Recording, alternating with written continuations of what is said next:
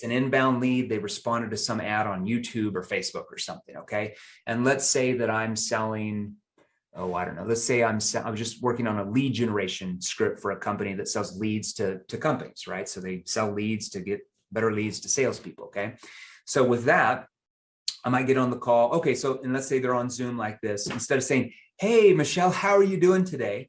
Because every salesperson says that. And instantly, when somebody asks you that, what goes on in your mind? Like, oh, it's cold call. Yeah, it's kind of like, oh, salesperson, like, you know, they're not really genuinely interested in how your day is, right? So that type of stuff just triggers resistance. All right. So you might get on there and be like, okay, so Michelle, looks like you had booked on the calendar about possibly getting some outside help in getting more of a higher quality lead, right? Yes. Okay, good. So I'm implementing why they booked for the end result, right? They're like, yeah, sure did. Okay, yeah, I would say the first part of this call is really more for us to find out, I would say more about kind of what you guys are doing now as far as lead gen.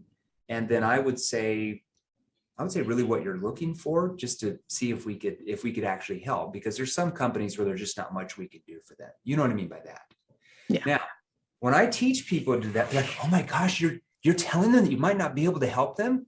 I'm like, yeah, because that actually opens them up, because it's reality. Okay. If I get on there and say, I'm so excited that you're on here because I know we've got a solution for you and I cannot wait to show you what we've got for you in place, what's going to go on in the prospect's mind? Wah, wah, wah, wah, wah. Unless they're just a lay down sale. Oh, okay. Yeah. I mean, that's 10%. The other 90% will be like, but if I say, you know, because there's some companies where there's just not much we can do for them. You know what I mean by that?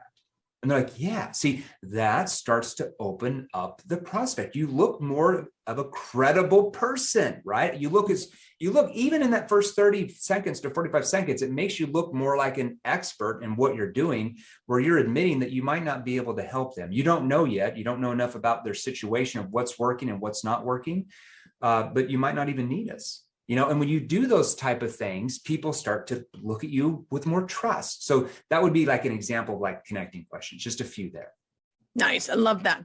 And when you're having a conversation with people, is it that in the back of your head, you have kind of the end game in mind, or are you actually like 100% honed in on what's going on for them and solving their problem? It's both. Yeah. I mean, here's what we have to understand.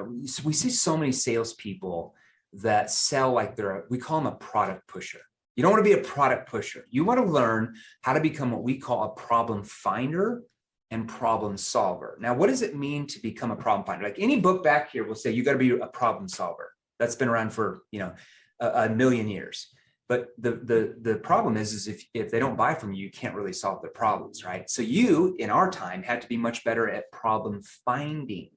And that means asking the right questions at the right time in that conversation that allow the prospect to see what their real problems are. You know, I get so many salespeople that have been indoctrinated in consultative selling, which I believe it's far better than like boiler room selling, but they get indoctrinated like, oh, you know, I just have to sell to what they need. Like our prospects know what they need. I'm like, no, your prospects don't know what they need. They might have an idea of what they need, but they don't really know to the full extent of what they need. That would be like me saying, I wake up in the morning, I have a splitting headache. I'm like, oh my gosh, I have such a bad headache. I've got $100. I don't have insurance. I'm going to go to the doctor because I need some medication for my headache. I know what I need. I go to the doctor and the doctor asks me some questions and he finds out the symptoms and how long it's been going on. And he feels around my neck and stuff like that. And then he suggests that it might be more than a headache, that we might need to do a, brain scan or CAT scan, or whatever it's called. They do the CAT scan and oh, lo and behold, they find a freaking tumor in my brain. And oh, by the way, it's a terminal tumor and you've only got 6 weeks to live. You don't have insurance. It's got to cost $100,000. Well, the hell to your budget of $100. You're going to go out and find that money because you might die. Okay. You thought you needed this when you first started talking to the salesperson, but by their questioning, it allowed you to see that your problem was far worse than what you originally thought it was. So you can never sell to needs because people don't know what they need in the beginning. They might have an idea.